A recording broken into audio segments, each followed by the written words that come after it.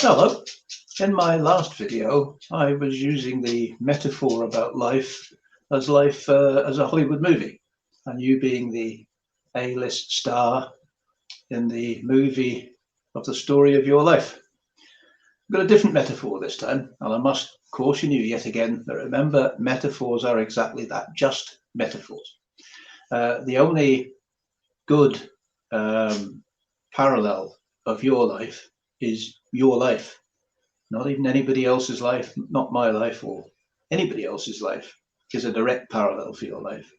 So a metaphor like the movie star illustrates some points about your life, but isn't a complete model of your life. And it's going to be the same with this one. But the title of this week's missive is You Are the Captain of Your Own Ship. You can see how that follows on from the one about you being the A-list star in the movie of your own life. It's not a great stretch of the imagination to then take you forward to as the captain of your own ship. You are in charge of the whole kit and caboodle, and always have been, whether you knew it or not. Well, once again, like the metaphor of the movie star, when you were young, you probably became convinced for a variety of reasons that you weren't the captain of your ship. The chances are that your mother, God bless her, became the captain of your ship, and for very good reasons. When you were 4 years old, couldn't really captain your own ship. Maybe your parents' job was to teach you to be a future captain, but who trained them? Other people who didn't tell them they were captains either. So there's no blame. Nobody's getting a kick up the arse in this. It's just the way it is. You were always the A-list movie star. You were always the captain of your own ship. You just never received the training, and you've never had the practice at doing it. So what's this metaphor about? Well, we all know what a ship is, and we all know what a captain is. The ship, of course, in this metaphor is your life, and it's sailing, sort of on the ocean of the world of experience. And if you're the captain, hopefully that you've set a course for somewhere. Let's say that you're based in London, and for some reason you've decided to head to Rotterdam. If my geography is not as terrible as I sometimes think it is, that's probably heading east in some sort of variety of east. Can't do any more accurate than that. The theory is that you'll leave London, you'll set a course, and you'll steer a nice straight line, and you'll end up in Rotterdam at your destination. We all know that both the life and the ocean aren't really like that. The chances are a great big wind will come up and blow you off course, especially if we use a sailing ship in this metaphor rather than a big modern, sort of diesel-powered tanker that can probably plow through any old weather. So a sailing ship is a good metaphor for this. So the wind, they don't get a favourable wind, they don't head straight for Rotterdam. Either they actually have to point the ship in a different direction, and the combination between the direction they're steering and the direction of the wind actually takes them straight to Rotterdam. Or maybe they have to tack. Maybe they have to go left, then they have to go right, left, right, and kind of zigzag their way to get to Rotterdam. If they're really unlucky, granddaddy of a storm will blow up and blow them completely in the wrong direction, maybe by hundreds of miles. Imagine, using my metaphor here, that they've now been blown. What sea are they on if they come in London? Can't even think. English Channel, and then what was it further down? The Atlantic. They get blown way, way, way off course. They may end up that Rotterdam is north. That wasn't in the plan. Surely you don't head north to Rotterdam from London? Well, not if you're taking the direct path. No, you don't. But if this granddaddy of a storm has blown you off course, yes, you do. So their ship has got a purpose and a destination, but absolutely no assurance that it can take the direct route. In fact, in life, it's almost always true that the quickest way between 2 points A and B is not a straight line. The universe doesn't work like that. Even on our globe, it doesn't work like that. If the distance was further apart, and say that you were going from Britain to America, you'd actually know that you take like a great circular route. Even that's not direct. And it doesn't matter that we're saying that's to account for the curvature of the Earth. The point is that you don't head straight from your direction, straight for your destination if you want to get there. Life has this knack of taking you off on byways and highways and unexpected directions until you get to your destination. But then think about what it actually takes to be the captain of a ship. Well, unless a bit of nepotism has come in, he didn't start off as the captain of the ship. He started off as something lower. He may just have started off many, many years ago as a deckhand.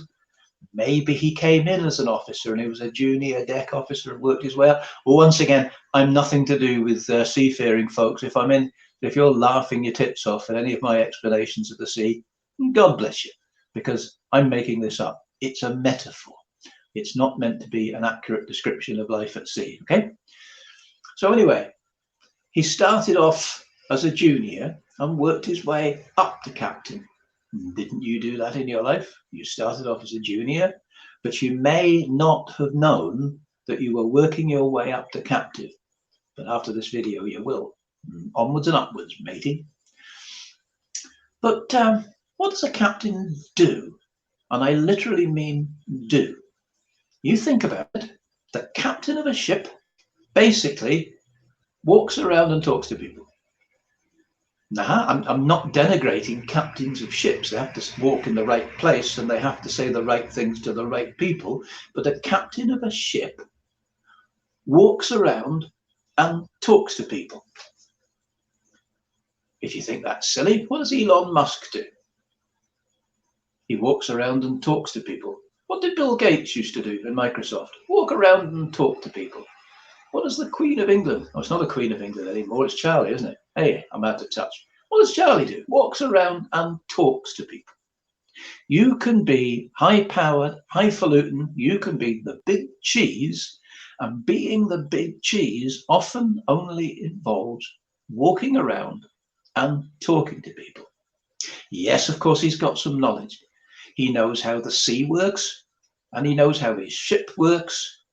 And of course, he has to have the innate qualities of leadership. But guess what, folks? Leadership is a skill. It is learned. It is not something that you are born with, and if you don't have it, you can't be a leader. Leadership is just being so solidly grounded in what you do that you are an inspiration to others. And a good captain is exactly that. He inspires his crew to work well under him. Because of his leadership, because of who he is, they actually want to do their jobs. They know that they'll get a fair crack of the whip. They know they'll get the resources they need. They know they'll get the reward and recognition for a job well done. And they know, and this is very important, that he won't go over the top with errors. A good captain, like the leader of a wolf pack, which is not the most vicious wolf, is the person who remains calm and looks at the facts. So if somebody does something silly or forgets something, what he will do is sit them down, nod judgmentally, get them to discuss what they did wrong and what they're going to do to make sure it goes right in future. And believe it or not, that person is now somewhat of a raving fan, because we all screw up. I try to have a good screw up at least once a day. And part of my journey has been making sure that as captain of my ship, that I am not hard on myself when I screw up. I just work out what I did. I work out how to do it differently, better next time, resolve to do it better next time, knowing that it may work, it may not. But with enough repetitions, the new way of behavior, because it is voluntary, I'm not forcing myself using this so-called willpower to make myself do something I don't want to do, that it's a good chance I'll do it. And the captain of the ship will be like that. If one of the crew members screws up, he will try and create an environment where that crew member desires of his own will to perform better in future. And that is a captain. Really, his nautical knowledge and his weather knowledge is secondary to his leadership. The captain of the ship is a leader. That is a person who inspires others with his own personage. If you think back to the other video I made about being the A-list star, what does Johnny Depp do in a movie? He's, regardless of what his position, there may be a director or a producer and financiers and all sorts of other people, but really, when you get to his level, he is leading that movie to a certain extent. So we've seen that a ship, as you know, is going to have a captain, it's going to have a destination, it's going to chart a course, and the captain and the ship and the crew are prepared for any eventuality, and they're going to know that there may be storms, there could be all sorts of other things that go wrong, but their training and their experience and their courage and determination and their imagination and their intuition will get them where they need to be. Now, imagine for a moment, because this is a metaphor for your life, what it would be like if you were the captain of the ship and you are the captain of your ship, but you don't know it. This is straining the metaphor. So, I mean, you have to work with this. This is not a real life situation. It's an illustration. So the captain is wearing the captain's uniform, sleeps in the captain's cabin, but doesn't think he's the captain. So he eats with the crew and he sits there and he joins in the games and he belly aches and says, oh, the captain's an arsehole. We never know where we're going in the ship. And people go, where are we going this time? Thinking that they're going to get some direction. He goes, oh, I've no more idea than you. Where's that ship going to go? It's not really going to go anywhere. It's certainly not going to go to Rotterdam, is it? Because nobody decided to go to Rotterdam. What course are they going to set onto the wheel or the compass or however you steer a ship? I have no idea. Biggest thing I've ever rowed is a pedal boat. I suppose the principle is the same. You still had to head for somewhere. No, come to think of it, I just wandered around the lake until I bumped into things. Probably not a very good metaphor. So anyway, we've said that as the ship captain who doesn't know he's the ship's captain, there is nobody in the boat. It is setting a direction. So maybe somebody is arbitrarily going to set some direction to somewhere unknown. Or worse still, maybe nobody sets a direction. Maybe it just gets blown around by the wind. And you can imagine if there is a ship with nobody at the tiller, we're talking sailing boats here, and the wind blows, it ain't going to be too long before it ends up with on the rocks, and there'll be tears before bedtime as usual. It's not going to be a happy ship. And not only that, when it ends up on the rocks and everybody's going, oh look, we're on the rocks, we're all going to die. Nobody is taking charge. Nobody's getting them to pull together. Nobody's got a rescue plan. Nobody is doing anything about it. What might have been rescuable if there had been a proper captain and they'd ended up in the rocks, now becomes an utter disaster because they're on the rocks and there ain't nobody in charge to pull everybody in the same direction. So some are going to do this, and some are going to do that, and some are going to do nothing, and some are just going to bellyache about it, and some will just stop anybody doing anything because fear will be the captain. Because that's the point. The captain is the antipathy of fear. He's the person who remains calm. The eye of the storm, the calm eye of the storm, is the captain. Yes, I know storms may have a meteorological calm eye, but in this metaphor, the calm eye of the storm is the captain. You can imagine other people might be running around going, oh, we're doomed, the boat's going to turn over, we're all going to die. And he's saying, nope, Listen to me. We do this, we do that, we do something else, and it will all be right. And his this, that, and something else better be good. But his calmness and his surety that they're all going to get through it is a great deal to do with what will actually pull them through it. So we've seen that we've now got a rudderless ship is a disaster, not only to itself, but to other shipping as well. You've got a rudderless ship wandering around the ocean. There's a good chance it's going to bump into other ships as too. It's not just itself it's going to fuck up. It's probably going to fuck up other boats too.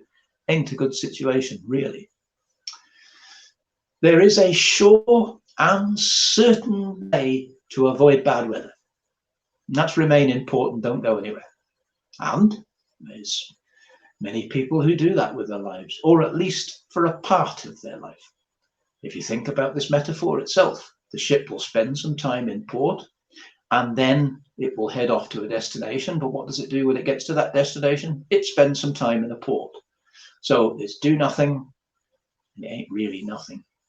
And then it's travel, and then it's do nothing again. Why do I say it's not really nothing? Well, it's being in port is still being on ship. The ship still needs to be run and manned, and there's probably the cargo to be unloaded, and they probably need to replenish the food and the fuel. It still needs organization. Now, in reality, it may not be the captain who does that. He's probably got some lesser officer who takes charge of that. Maybe he goes off and has dinner with his wife. I don't know, but this is a metaphor. There is still somebody in charge on that ship when it's in port. And even if it's not the captain himself, he's operating with the authority of the captain, sort of kind of in loco parentis for the captain. So there's still a captain of sorts, even if the rank of the person doing it is not captain, there is still somebody carrying out the duties when they're in port. But they're in port, getting ready for another journey out to sea, where the risks and the rewards are. If they stay in port, they largely obviate all the risks of being at sea. Very few people drown in port unless it's in a bar, okay? That can happen. I've had a go at it myself. But what happens if they stay in port and stay safe and stay away from the storms, eh? Well, there's no reward either. The reward comes from braving the sea and delivering your cargo at the other end and reaping the profit for it. So the work comes first, the risk comes first, and then the profit or the reward follows. And if there's no work and there's no risk, there's no profit. For example, we're saying that this boat is delivering a cargo to, in my example, Rotterdam. So that's just delivering a physical good from A to B.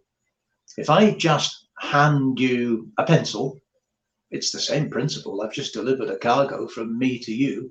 No risk, no effort, probably no reward. I'll be lucky if I even get a thank you. I mean, you're a polite person, maybe I'll get a thank you, but that's it. You can see the rewards of a very simple task with no effort and no risk in it are low. And the rewards of high risk, high effort are great. Now, a smart captain will obviate the risks. He will choose a route and a time of year and may do unobvious things. I don't know which way the prevailing winds are in the North Sea. Is England to Rotterdam the North Sea? Well, in my metaphor, it damn well is, okay? It may be that the prevailing winds are kind of in the wrong direction from him. Maybe he doesn't head east, assuming it is east actually in reality. Maybe he doesn't head east because of the wind. Maybe he goes up the coast a bit and then cuts across and comes down. And life is very much like that. When you set a destination, if you keep on, if you persist, you will get to that destination.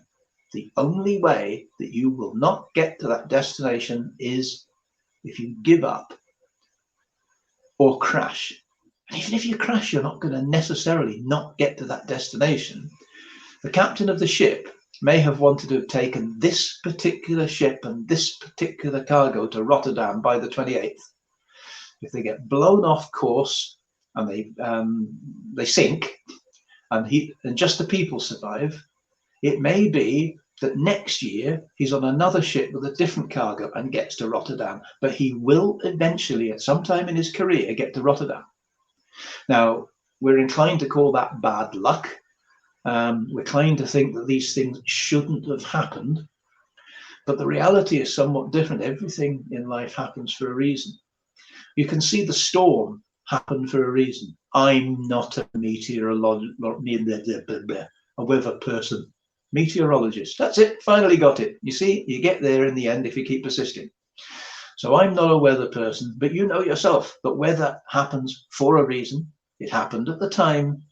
It happened for a reason. It happened in the direction for a reason. And they're reasons that we really aren't involved with. So him getting blown off course on that day was actually inevitable if you're God and you knew what was going to happen. And there will be a reason for it.